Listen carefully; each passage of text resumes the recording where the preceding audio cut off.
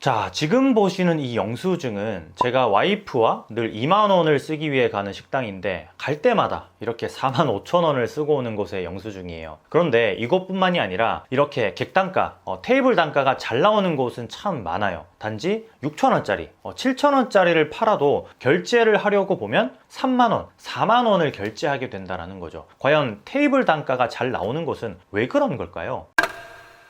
제가 코칭 때문에 여러 대표님들을 만나보면 이 선빵을 잘 날리지 못하시는 분들이 있어요. 저는 늘 이 선빵이 중요하다고 말씀을 드리는데, 선빵을 날리게 되면 1만 원이 4만 원이 되고 3만 원이 10만 원이 되는 마법이 일어나요. 손님에게 날리는 선빵이 그만큼 중요하다라는 거죠. 예전에 여의도에서 한 카페를 운영하는 대표님을 만났어요. 그때 뭐 컴포즈니 백다방이니 메가커피니 우후죽순으로 생길 때였거든요. 주변에 워낙 많은 경쟁자들이 생겨나고 있어서 계속해서 고민을 하고 계셨는데, 당최 어떻게 해야 할지 모르겠다고 하소연에 하소연만 거의 뭐 1시간, 2시간째 그렇게 늘어놓으셨어요. 그 대표님 카페는 솔직히 인테리어만 좀 고급이지 별다른 특징이 없는 그런 곳이었는데, 그냥 딱 봐도 시그니처 메뉴가 시급했었어요. 그래서 조금 공을 들여가지고 시그니처 메뉴를 만들고 한 가지 선빵을 날리라고 주문을 줬었어요. 그리고는 그대로 실행을 하셨죠. 결과는 어떻게 됐을까요? 네, 이 매출이 쭉 올라와서 다음 미션을 금방금방 수행할 수 있었어요. 이 본인도 굉장히 만족하는 선빵이었고요. 과연 무슨 선빵이었을까요? 보통 카페에서는 쿠폰 발행을 많이 해요. 10개의 도장을 찍으면 아메리카노 한 잔이 무료인 뭐 그런 쿠폰이요. 안 하는 카페가 거의 없을 정도로 이제는 뭐 천편일률적인 카페의 범용적인 그런 고객 서비스가 되었는데, 스탬프 10개에 아메리카노 한 잔이 무료가 아닌 스탬프 7개에 아메리카노 한 잔을 서비스로 드리게 했어요. 뭐 이것 때문에 손님이 늘었다라고 하면 사실 거짓말이고, 선빵을 날린다는 개념은 여기서 한 단계 더 앞서가야 돼요. 이를테면 손님에게 조금 있어 보이게 서비스를 하는 개념인 거예요. 7개의 스탬프를 찍을 수 있는 카드를 만드는 게 아니고, 기존에 사용하던 10개의 빈 스탬프 공간이 있는 걸 쓰되 첫 고객에게 3개에서 4개의 도장을 찍어주는 거죠. 선심 쓰든 말이에요. 다행히 좀 말투도 귀여우셔가지고, 아 손님 단골 되시라는 의미로 제가 스탬프 3개 찍어 드릴게요 하는 게 아주 잘 먹혔었고, 고정 고객이 순식간에 늘어났었어요. 나중에는 이 포인트 시스템을 도입을 해가지고 일괄적으로 고객 DB를 좀 전수하나 했는데, 그때까지는 이걸로 단골을 꾸준히 늘릴 수 있었죠. 이 시그니처의 도움도 물론 있었고요. 일전에 울산의 싱귤러 커피 기억하시죠? 서울대 출신의 싱귤러 커피 대표님도 고객 DB를 전수하나 하면서 1개 찍어줄 걸 2개 찍어드리고 2개 찍어줄 걸 3개 찍었다는 그런 이야기를 한 적이 있어요. 손님에게 먼저 이렇게 선빵을 날리는 개념이에요. 아주 좋은 선빵을요. 손님들은 뭐 당연한 건 그다지 뭐 서비스로 그렇게 생각하지 않아요. 다른 데서도 다 그렇게 하니까 그러려니 하는 거죠. 그런데 다른 데서는 하지 않는 걸 내가 크게 손해보지 않는 선에서 이렇게 선빵을 날리면 뭐야 하면서 손님들 뇌리에 딱 하고 남아요. 당연 심리 효과라고도 할 수 있는데, 이미 업계에서 당연하게 그렇게 여겨지는 서비스는 가치가 없어진 지 오래예요.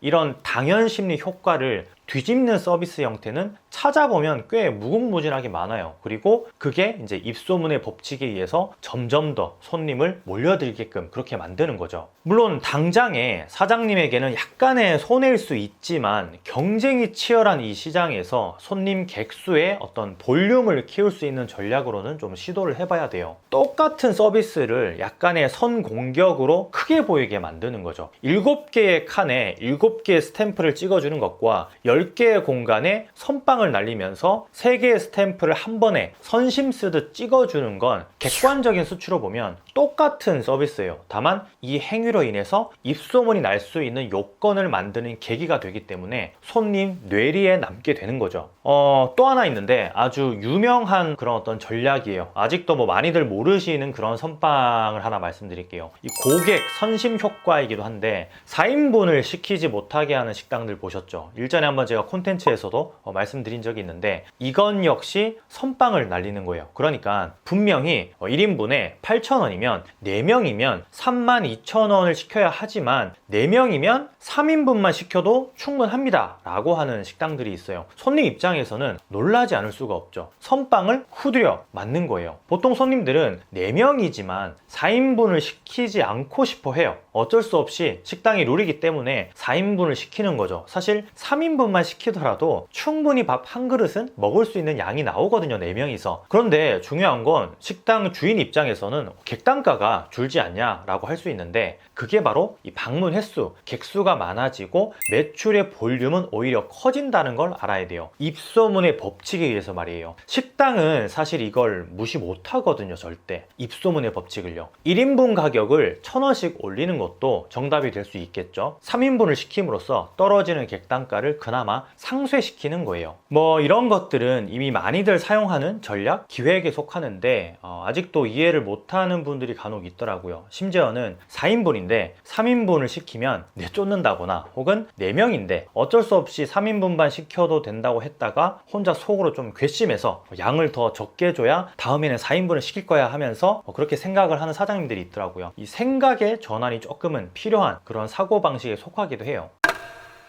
자, 선빵을 날린다는 개념은 손님 입장을 배려하는 동시에 방문 횟수, 출입 객수, 입소문의 이끌림을 이용해서 매출 볼륨을 키운다고 생각해야 돼요. 물론 4명이서 4인분을 시키면 당장에는 돈을 벌어서 좋겠지만 다른 곳과 똑같은 식당이 되는 것이고, 매출 볼륨을 키우는 장기적인 전략은 전혀 들어가 있지 않은 그런 평범한 운영이 될 수밖에 없는 거예요. 이미 업계에서 유명한 컨설턴트 분들이 사용을 하고 있고 실제 사례들도 많은데, 아직까지도 이게 뭐 전국적으로 유행이 되지 않은 걸 보면 확실히 좀 음식 장사는 아무나 하는 게 아니구나 하는 걸 느끼는 대목이에요. 예전에 사케를 판매할 때 이미 프로모션에 들어간 사케를 대놓고 50% 할인을 하지 않고 일반 사케를 주문하는 손님에게만 오늘만 특별히 50%를 해드립니다 하고 판매를 한 적이 있어요. 다음에 와도 또 50% 할인을 해줬고 매주 찾아오는 완벽한 단골로 만들어 버렸었죠. 이 동료들도 많이 데리고 오고요. 프로모션이 들어간 사케이기 때문에 손해볼 일이 없었고, 손님은 선빵을 맞아서 기분이 좋아서 동료들을 데리고 계속 오고 서로가 좋은 거죠. 도쿠리나 대포를 줄 때에도 조금은 작은 도쿠리, 작은 컵을 이용해서 충분히 넘칠 듯이 진짜 실제 넘치게 그렇게 따라주는 게 훨씬 더 손님 입장에서는 만족하는 그런 서비스를 받는 개념이에요. 이건 역시도 선빵을 날리는 거죠. 이처럼 선빵은 단기적 전략이 아닌 장기적 매출 볼륨으로 봤을 때에는 반드시 매장에서 필요한 그런 전략 중에 하나예요. 매장의 선빵은 이 밖에도 다양한데 실제 부가적인 요소로 매출 볼륨을 키우는 곳이 참 많아요. 제가 처음 보여드렸던 해당 사진 역시도 2만 원으로 식사를 하려고 했지만 진열되어 있는,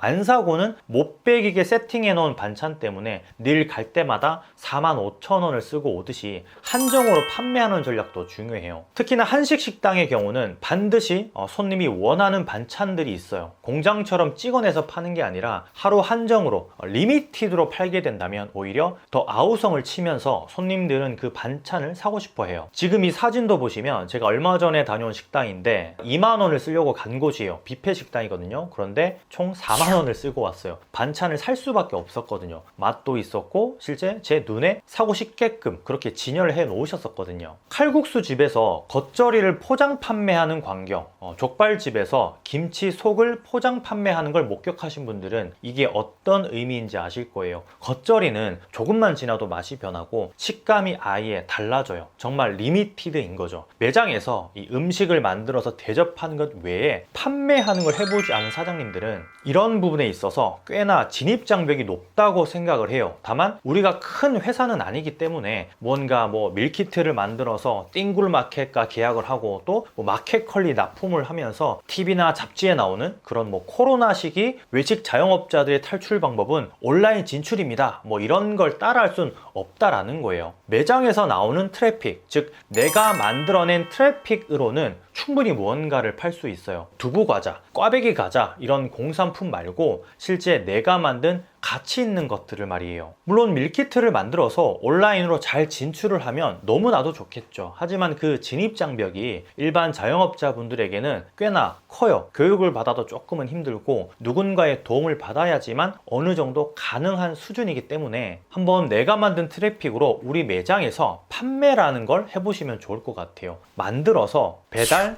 포장이 아니라 직접 사갈 수 있는 그런 구조로 말이에요. 사실 처음 시작이 좀 힘들지 이왕 만드는 반찬 조금만 더 만들면 되고 한정으로만 보기 좋게 세팅을 해서 팔다 보면 입소문이 나게 돼요. 제가 사오는 반찬들도 대부분 그런 곳들에서 사오는 거고요. 저는 허탕을 치면 무조건 다음에 꼭 가서 사는 심리가 있는데 리미티드에 대한 인간의 기본적인 욕구는 10명 중에 8명은 가지기 때문에 1만 원에 정식 식사를 하고 1만 원어치 반찬을 사는 사람은 의외로 많아요. 만족했다면 말이에요. 충분한 수요가 있다고 생각을 해야 한다는 거예요. 집에 있는 부모님 생각도 나고 또 저 같은 경우는 혼자서 다음날 뭐하고 밥을 먹나 하는 생각을 하거든요. 일전에 한의원에서 실내 배너에다가 무언가를 팔고 있는 걸 봤어요. 그런데 아무리 그렇게 실내 배너를 만들어도 사람들은 잘 사질 않아요. 비싸니까요. 하지만 쇼케이스 비슷한 진열대를 만들고 실제 그 한약재를 놓고 나서 조명을 씌워 놓으면 사람들이 반응을 하게 되어 있어요. 사고 싶어지는 거죠. 궁금해지고요. 물어보게까지만 하면 되는 거예요. 그럼 언젠가는 팔려 나가는 거고요. 특히나 한의원 같은 경우는 의료기관이기 때문에 마케팅을 함부로 이렇게 할 수가 없어요. 하지만 의원 내에서는 가능하거든요. 그런 부분들이 좀 집약되고 축적이 되다 보면 한의원 자체적인 어떤 판매적인 매출이 많이 올라가게 되는 거죠.